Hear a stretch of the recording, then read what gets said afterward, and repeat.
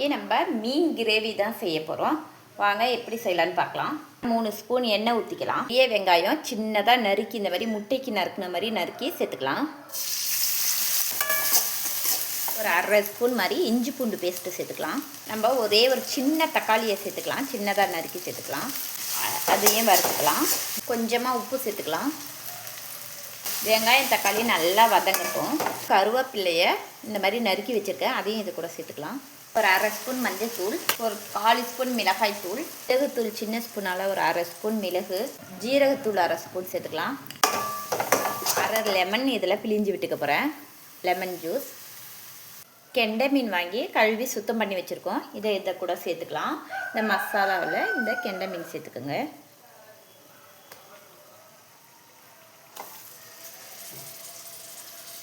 அப்படியே சிம்மில் வச்சுடுங்க. இந்த மசாலாவில் அப்படியே போட்டுருங்க. இப்போ திருப்பி விட வேணாம், அப்படியே இருக்கட்டும். இப்போ மெதுவாக இந்த மீனெல்லாம் இந்த மாதிரி தோசை திருப்பியால் திரட்டி விட்டுக்கலாம்.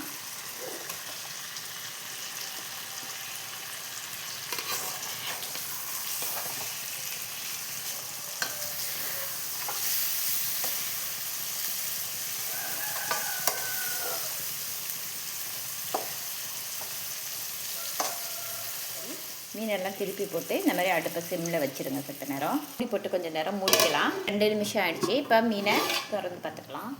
ஒரு மீன் துண்டாக நல்லா திருப்பி போட்டுக்கலாம்.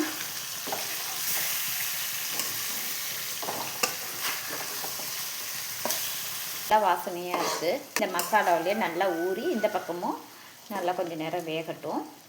இந்த பக்கம் ஒரு 2 நிமிஷம். மீன் கிரேவி ரெடி ஆகிடுச்சு. இந்த மசாலாவிலேயே எல்லா மீனும் வெந்துருச்சு. நல்லா இருக்குது. இந்த மாதிரி செஞ்சு பாருங்கள். பிடிச்சிருந்தா லைக் பண்ணுங்கள், ஷேர் பண்ணுங்கள், சப்ஸ்கிரைப் பண்ணுங்கள்.